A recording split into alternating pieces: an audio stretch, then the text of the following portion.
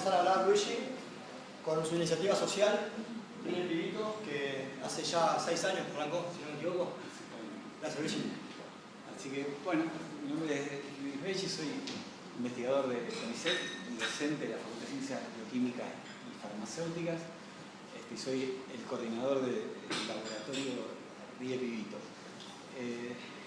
El grupo que pertenece al laboratorio se armó a partir de un grupo de docentes, no docentes, estudiantes y graduados de la facultad, con el objetivo de presentar un financiamiento a la convocatoria de voluntariado universitario del Bicentenario.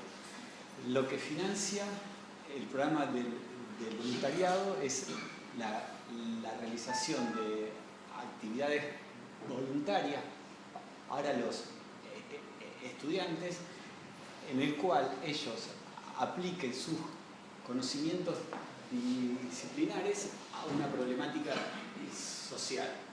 En realidad, básicamente, este fue nuestro eje fundamental de reflexión. Básicamente es lo que traigo acá como para compartir con ustedes, que es lo que es, digamos, la particular situación de, digamos, aplicar un contenido disciplinar a una problemática social. Y para eso es necesario abordar unos conceptos, como es el caso de la tecnología, digamos. O sea, la palabra tecnología involucra tanto a artefactos como a conocimientos, a prácticas y técnicas. O sea que básicamente nuestra formación es eminentemente tecnológica. Ahora, bueno, el tema era empezar a estudiar o reflexionar cuál era el vínculo entre tecnología y sociedad. Para esto hay varios enfoques. A nosotros siempre nos resulta interesante porque para discutir y reflexionar, cuanto más enfoque haya, cuanto más información haya de una situación, más aporta a tomar una decisión. En este caso, nosotros nos basamos en el trabajo del doctor Hernán Thomas, que es de la Universidad Nacional de Quilmes, en el cual el vínculo tecnología y sociedad se propone como una sola cosa, o sea, como que es un tejido sin costura, como que nosotros hablamos de lo sociotécnico. O sea, ¿qué quiere decir esto? Que hay una co-construcción entre actores y tecnologías, donde la sociedad, las personas van a darle función a una tecnología y donde la tecnología va a influir sobre el comportamiento y los hábitos de las personas. Y acá viene, digamos, lo central de toda la charla y lo que creo de alguna manera da lugar y sentido a la reflexión que propone el laboratorio a nuestra comunidad científica, digamos. Que la tecnología no es neutral. O sea, ¿qué quiere decir esto? Que la tecnología va a determinar cuáles son las vidas que son posibles y cuáles no. Las tecnologías generan hábitos. O sea, todos sabemos que tenemos un celular, digamos, y sabemos cómo esto influyó y cambió nuestras vidas. O sea, digamos, toda tecnología participa en dinámicas sociales y estas dinámicas pueden ser o de inclusión o de exclusión social. Particularmente, bueno, cuando hablamos de tecnologías para la inclusión social, en este caso justamente hacemos referencia a un tipo de tecnología que no hace eje en el artefacto o en el conocimiento o la técnica propiamente dicho, sino en las dinámicas sociales que participa esta tecnología. Particularmente, entonces, tanto el diseño como el desarrollo, la implementación y la gestión de una tecnología para la inclusión social involucra y genera dinámicas de inclusión y desarrollo sustentable. Las tecnologías para la inclusión social se van a coproducir con los propios usuarios y se enfocan a la resolución de distintos problemas, entre ellos los que involucran vulneración de derechos humanos o en general lo que tiene que ver con mejorar la calidad de vida. Esto aprovecho la magíster Gabriela Borz. Ella hace 3 años consecutivos que está viniendo a Rosario a dar charlas sobre tecnologías, inclusión y exclusión social. Seguramente va a estar el año que viene nuevamente. Nosotros difundimos sus charlas, así que bueno, invitarlos para que vengan a participar y a reflexionar también un poco con nosotros.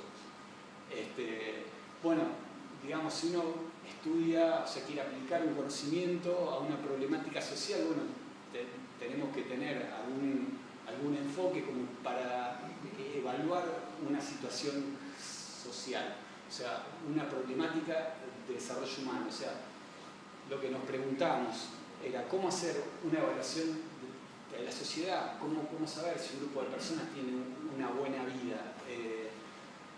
Y entonces ahí fue que decidimos, digamos, nos encontramos con el enfoque de las capacidades, que es un enfoque que fue desarrollado por el doctor Amartya Sen.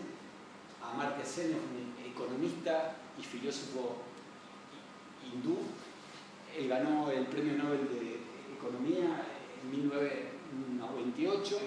Y bueno, su enfoque de las capacidades, o sea, lo que él propuso, digamos, para evaluar situaciones sociales, tiene un consenso internacional bastante importante. O sea, en Naciones Unidas, el índice de desarrollo humano que construye las Naciones Unidas desde el año 1990 se apoya en el enfoque que él generó. También el índice multidimensional de pobreza que mide Naciones Unidas también se apoya en el enfoque de las capacidades y son medidas que se hacen a todos los países. Bueno, ¿y qué es lo que propone Amartya Sen? Bueno, lo que él propone es que el desarrollo humano, la buena vida de las personas, involucra una expansión en las libertades de las personas, a través de tener más oportunidades para uno poder elegir qué es lo que desea hacer o qué es lo que desea ser. Esto de hablar de una expansión de las libertades ya es algo que de por sí no es lo común que nosotros escuchamos, ya que justamente la evaluación social se centra en las personas y no en los bienes materiales. Y por otro lado, otra cuestión interesante es que la evaluación no se centra en lo que las personas hacen, sino en las que las personas tienen oportunidad de hacer. En este caso, dejo esto, podemos reflexionar un montón y charlar un montón sobre cada punto que voy tocando, pero me parece remarcar que bueno, que para tener en cuenta, si uno hace una evaluación centrada en las personas y no en los bienes, vemos cómo claramente la igualdad de los recursos, igualdad no asegura igualdad en las oportunidades. Bueno, cuando hablamos de expansión de las libertades, un poco, digamos, saber cuáles son los tipos de libertades que nosotros tenemos. Bueno, libertades encontramos dos tipos: libertad de proceso o libertad de oportunidad. La de proceso es la libertad que uno más nombra. Bueno, fui libre para decidir, es la que habla de autonomía para tomar una decisión. Libertad de oportunidad son la libertad de tener opciones para elegir. Esto, con un ejemplo, rápidamente, Rima es una chica que está en su casa y tiene el deseo, quiere salir a la tardecita a dar una vuelta por el barrio. Si tenemos una autoridad del Estado que la obliga a salir a Rima a dar una vuelta a la tardecita, en realidad lo que se le está negando acá es una libertad de proceso, porque ella está haciendo lo que ella quiere, pero no está tomando la decisión autonómicamente. En el caso de que a Rima se la obligue a quedarse en su casa, por ejemplo, a limpiar los zapatos de otras personas, en este caso lo que tenemos es una libertad de oportunidad negada porque Rima no elegiría esa opción, además de involucrar, obviamente, una vulneración de su libertad de proceso.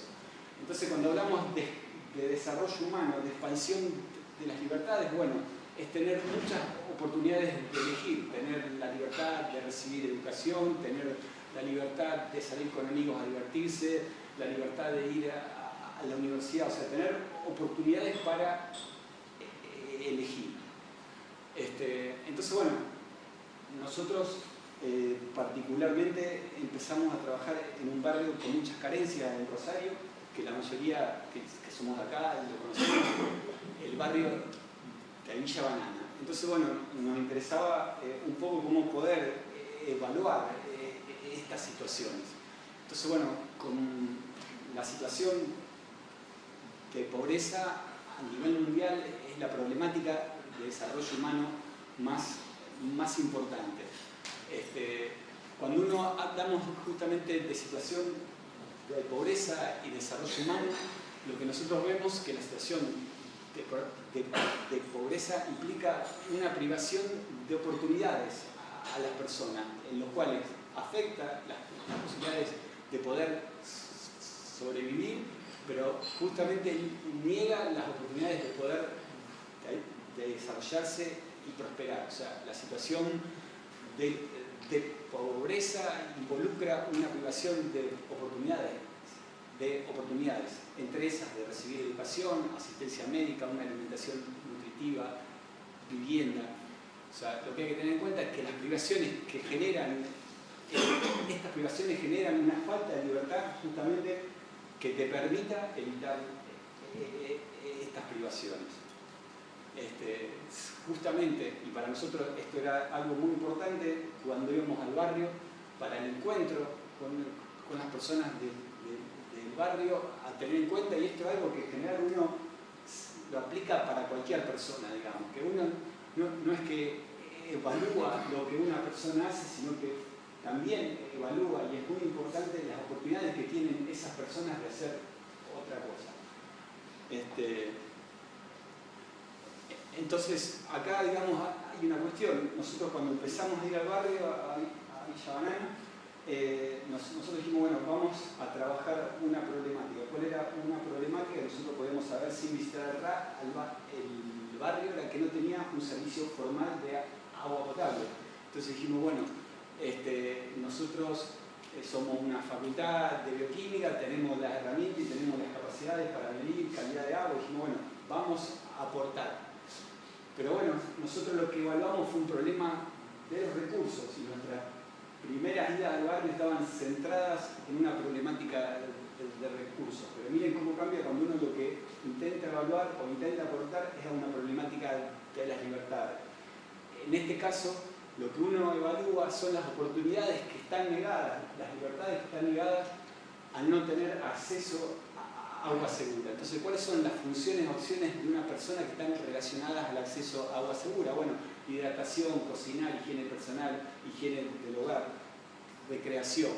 Entonces, ¿cómo realizar un aporte a una problemática de desarrollo humano? Si nosotros, por ejemplo, tomamos la libertad de oportunidad de hacer una sopa, digamos. Entonces, ¿qué para hacer una sopa? O sea, obviamente que esto, cuando uno evalúa a una persona y evalúa una libertad, siempre está junto con la persona. La persona obviamente que hace una valoración de esa libertad o de esa oportunidad, ¿no? Entonces, ¿qué es lo que uno evalúa en esta, digamos, oportunidad de hacer una sopa? Bueno, que tiene recursos materiales como agua, ollas, cocina, vegetales, y tiene recursos inmateriales, educación, vínculos sociales, costumbre. O sea, que en realidad una carencia de algunos de estos recursos involucra la carencia de la oportunidad de hacer sopa. Si nosotros, por ejemplo, íbamos pensando únicamente en el agua, y si nosotros hubiéramos hecho un gran esfuerzo o dejado todo en el camino diciendo, bueno, vamos a dar un servicio de agua segura a cada uno de los hogares del barrio, en el menor de los casos no hubiéramos hecho mal, pero seguramente que no le hubiéramos dado la oportunidad o la libertad o solucionado el problema que las personas tenían. Bien, entonces ahora contarle un poco el laboratorio de Ríe Pibito, cuál es nuestro objetivo, es aportar a las problemáticas de desarrollo humano vinculadas a la salud en comunidades en situación de pobreza. Para esto nosotros hacemos tres ejes de trabajo: uno, el diagnóstico de la situación, el terreno y el desarrollo de tecnologías, la promoción de la participación del sistema científico público académico en la problemática y la comunicación a la sociedad de la problemática, ya que creemos que la interpretación de la situación de pobreza en general en la sociedad es errónea. ¿Cuál es el marco de acción que tiene nuestro proyecto? Bueno, a partir de este año fue incorporado en el Banco de Proyectos de Desarrollo Tecnológico y Social del Ministerio de Ciencia y Tecnología de la Nación. El objetivo de nuestro proyecto justamente es promover y desarrollar tecnologías para la inclusión social. En este marco nosotros hace varios años que estamos en el barrio. Fundamentalmente, como les decía, el avance en estos desarrollos involucra un montón de cuestiones asociadas con nuestra presencia en el territorio, unos vínculos con organizaciones, vínculos con los vecinos, conocimiento de la problemática. En el avance y el desarrollo de todas estas necesidades para avanzar en los aportes tecnológicos, nosotros trabajamos en actividades de promoción de la salud. Una es vinculada al agua, en lo cual nosotros hacemos promoción de la salud en base a la evaluación del agua de consumo. Tenemos también otro proyecto vinculado a la nutrición infantil, donde hacemos promoción de la salud en base a consejería alimentaria y vigilancia nutricional.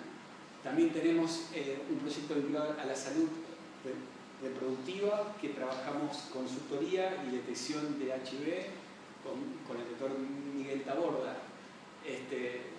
Nuestro proyecto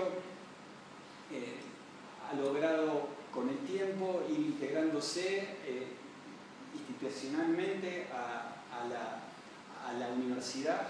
Nosotros dictamos una asignatura electiva del último año de todas las carreras de la facultad, y a partir del año que viene vamos a dictar una asignatura de doctorado, que también es curso de posgrado, que se llama Tecnología, Derechos Humanos y Situación de Pobreza, a la cual desde ya los invitamos a participar de las charlas y fundamentalmente a aportar a través de una reflexión colectiva. Bueno, comentarle que tenemos financiamiento a distintos niveles, o sea, básicamente nuestro proyecto se desarrolló en un marco en el cual hubo una expansión del sistema científico, que tuvimos un apoyo de los organismos nacionales, pero también de los organismos provinciales, de los cuales recibimos financiamiento, y trabajamos en conjunto básicamente con la Municipalidad de Rosario, fundamentalmente a través de los efectores municipales que trabajan en el territorio, que para nosotros son fundamentales, porque al no tener una presencia permanente y dado la complejidad de violencia que vive la gente del barrio si no fuera por estos organismos. Y fundamentalmente quiero remarcar por el compromiso que tienen todos los agentes municipales de estos organismos, la verdad que nosotros no hubiéramos podido avanzar en nuestro proyecto. Y por último, una reflexión sobre derechos humanos y tecnología. Como dijimos, el desarrollo humano está vinculado a las libertades, a la expansión de las libertades. Justamente cuando hay unas libertades que pueden ser afectadas o limitadas por otra persona, es cuando estas libertades se transforman en derechos. Cuando justamente estas libertades, como mencionamos antes, de proceso y de oportunidades, tienen una importancia y tienen una influencia social, pueden configurarse como derechos y de esto justamente pasar a ser derechos humanos. Justamente en la Declaración de Derechos Humanos lo que se hace es a un grupo de libertades básicas y fundamentales transformarlas en derechos humanos para ser asegurados para todas las personas.